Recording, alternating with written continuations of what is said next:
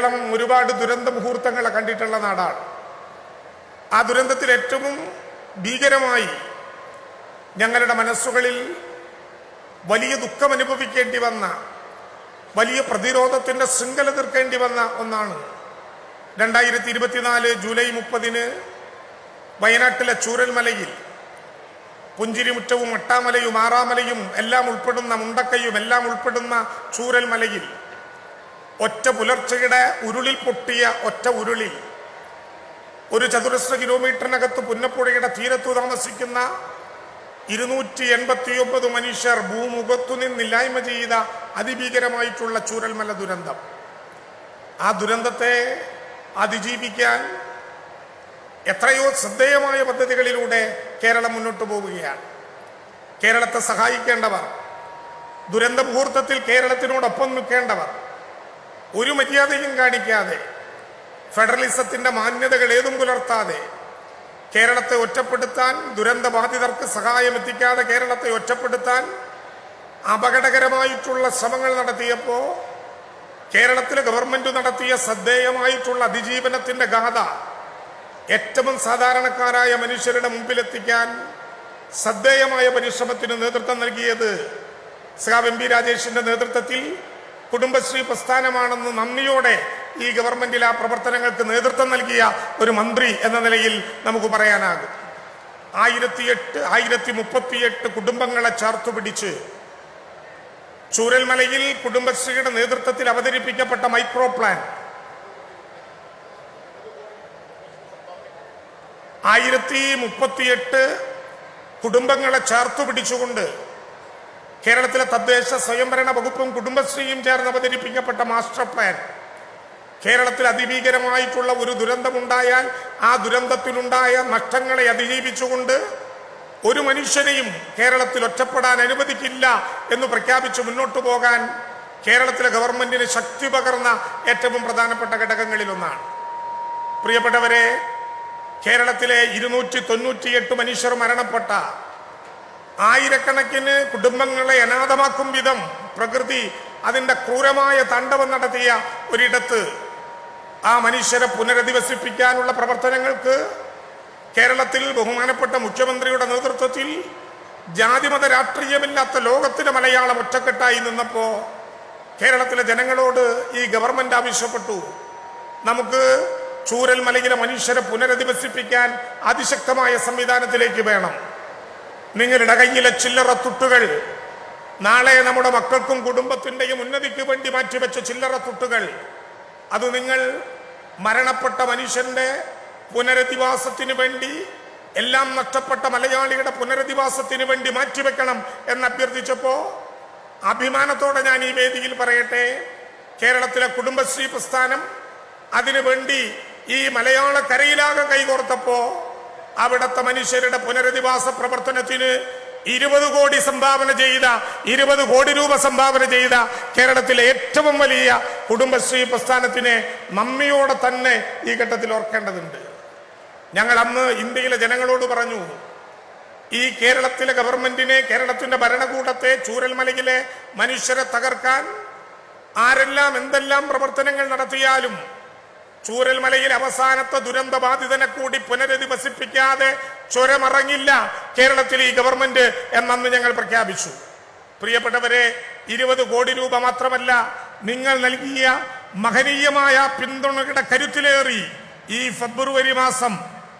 ഫെബ്രുവരി മാസം കേരളത്തിലെ ചൂരൽമല പുനരുദ്ധാന പ്രവർത്തനങ്ങളിൽ, പുനർനിർമ്മാണ പ്രവർത്തനത്തിൽ ലോകത്തിനു മാതൃകയായി തയ്യാറാക്കിയ അത്യുജ്വലമായിട്ടുള്ള ഒരു പുതിയ നഗരത്തിന്റെ പണി പൂർത്തീകരിച്ച് വീട് നഷ്ടപ്പെട്ട മുഴുവൻ മനുഷ്യർക്കും ആ വീട് ഈ ഫെബ്രുവരി മാസത്തിൽ കേരളത്തിലെ ഗവൺമെന്റ് കൈമാറാൻ പോകുന്നത് നിങ്ങളുടെ കൂടി പിന്തുണയിലൂടെയാണ് എന്ന് സന്തോഷപൂർവ്വം ഞങ്ങൾക്ക് ഓർക്കാൻ കഴിയും. ഡൽഹിയിൽ നിന്ന് വന്ന ഒരു കൂട്ടം പത്രമാധ്യമ സുഹൃത്തുക്കൾ ഞങ്ങളോട് ചോദിച്ചു, 1200 കോടി രൂപയുടെ നഷ്ടപരിഹാര പാക്കേജിന് മറുപടിയില്ല, 2202 കോടി രൂപയുടെ PDNക്ക് മറുപടിയില്ല, പിന്നെ ഇങ്ങനെ ഞങ്ങളുടെ കാലത്തു തന്നെ ഇത് പൂർത്തീകരിക്കും എന്ന് പറയാൻ നിങ്ങളുടെ മുമ്പിലുള്ള ധൈര്യം എന്താണ്? ആ ഉത്തരം കൂടി പറഞ്ഞ് ഞാൻ അവസാനിപ്പിക്കും. ആ ധൈര്യം മറ്റൊന്നുമല്ല, ഞാൻ കേരളത്തിൻ്റെ നിയമസഭയിലും അത് പറയുകയുണ്ടായി.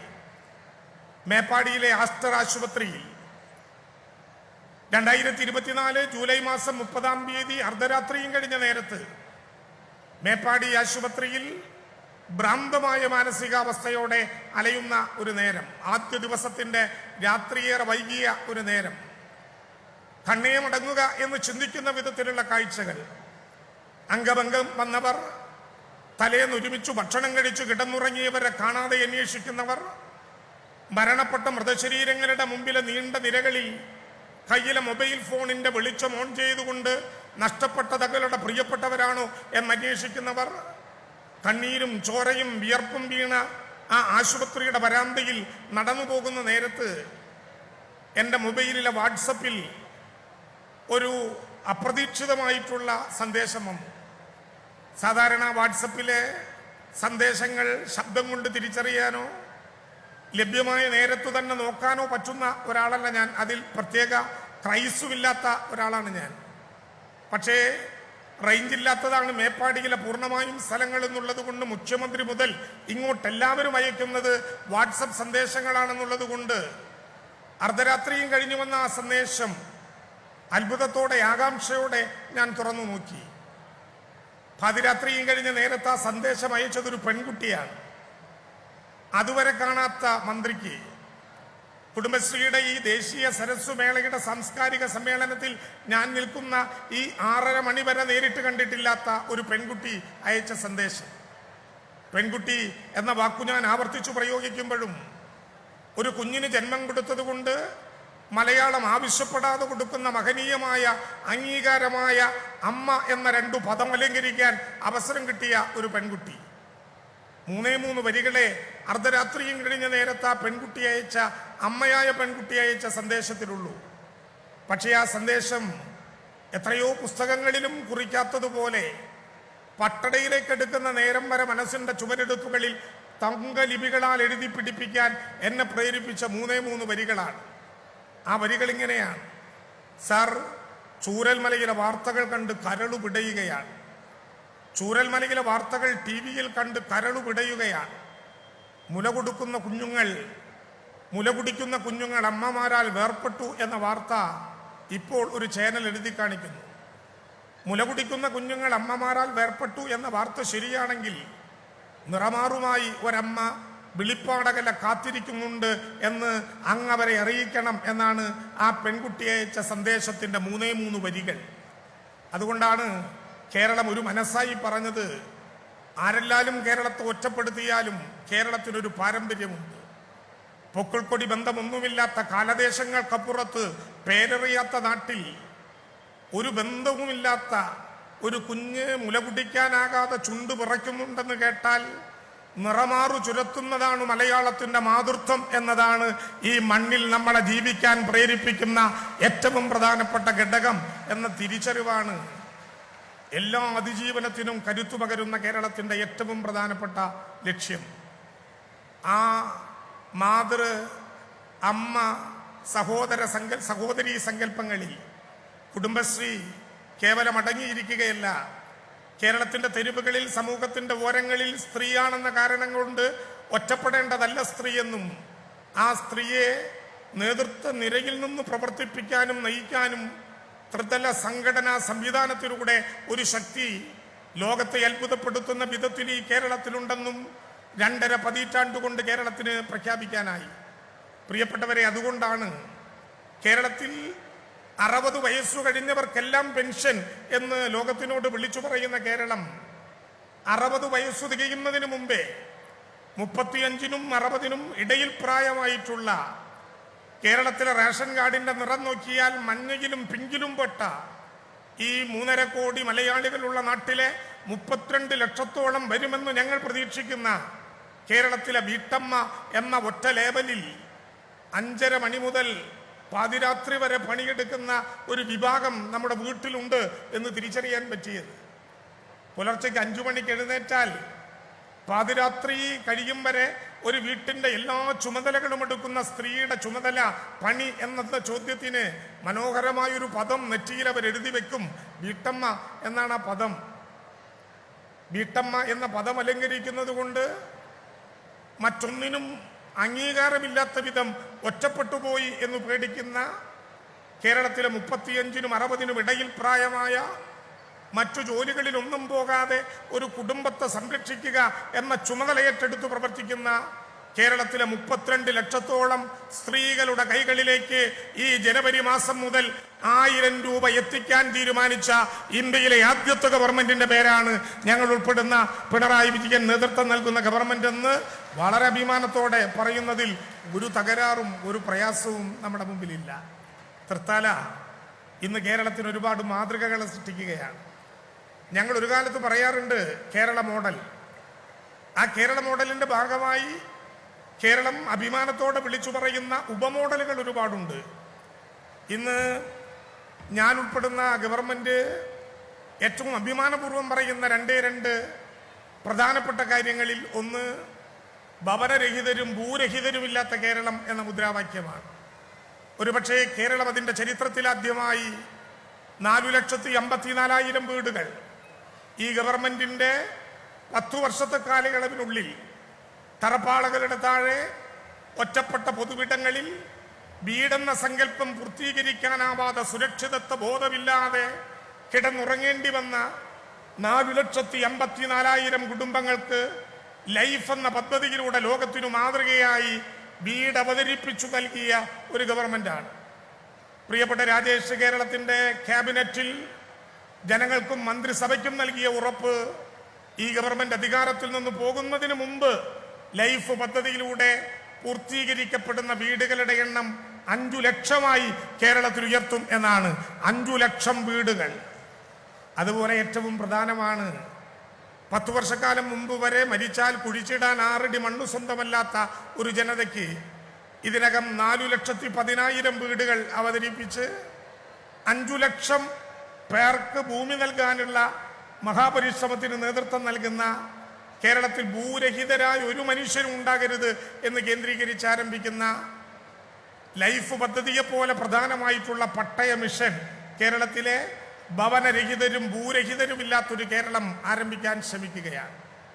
അക്കാര്യത്തിൽ അതിൻ്റെ ചുമതല വഹിക്കുന്ന മന്ത്രി എന്ന നിലയിൽ ഞാൻ പറയട്ടെ, കേരളത്തിലെ കോളനികൾ, ഉന്നതികൾ എന്ന പേരിൽ അറിയപ്പെടുന്ന സ്ഥാപനങ്ങൾ, അവിടെയുള്ള ഭൂമിക്ക് മഹാഭൂരിപക്ഷം എണ്ണത്തിനും കേരളത്തിൽ പട്ടയമില്ലാത്ത സ്ഥിതിവിശേഷം ഈ ഗവൺമെന്റ് വരുന്ന കാലയളവിലുണ്ടായി.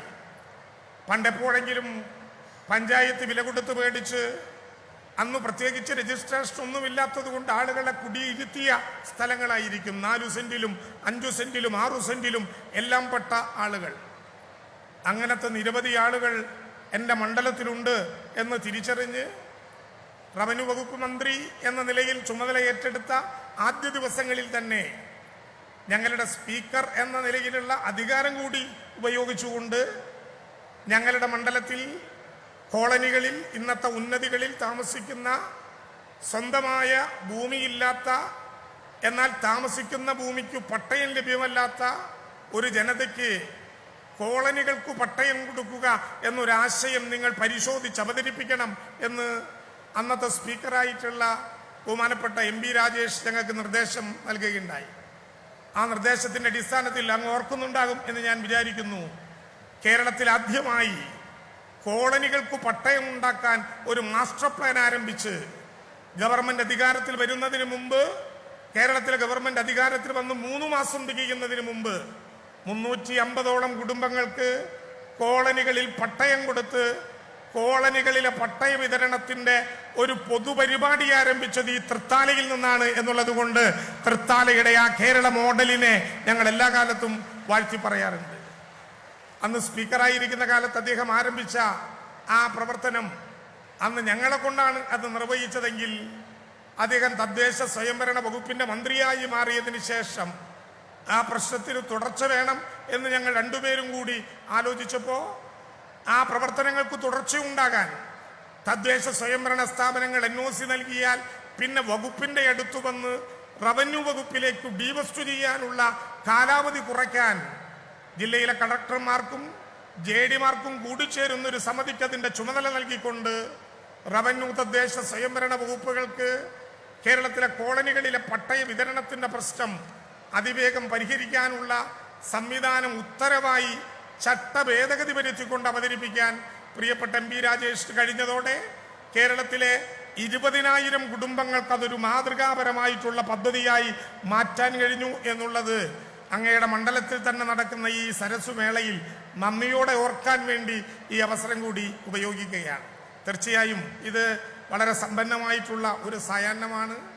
ഞങ്ങൾ ഈ നിയമസഭയിൽ എപ്പോഴും പറയാറുള്ള കുറച്ച് ആളുകളുണ്ട്. ഒരേ സമയം വിദ്യാർത്ഥി പ്രസ്ഥാനത്തിൻ്റെയും യുവജന പ്രസ്ഥാനത്തിൻ്റെയും ഭാരവാഹികളായി പ്രവർത്തിച്ച ഒരു നീണ്ട നിര. സഖാവ് MP രാജേഷും ബാലഗോപാലും P രാജീവും ഞാനും പ്രസാദും എല്ലാം ഉൾപ്പെടുന്ന നോട്ടീസ് കണ്ടപ്പോൾ എനിക്ക് മനസ്സിലായി അതിലെല്ലാ സംഘങ്ങളും ഈ തൃത്താലയിലെ രാജ്യം തന്നെ ശ്രദ്ധിക്കുന്ന ദേശീയ സരസ്വ മേളയിൽ പങ്കാളിയാകാൻ കഴിഞ്ഞിട്ടുണ്ട്.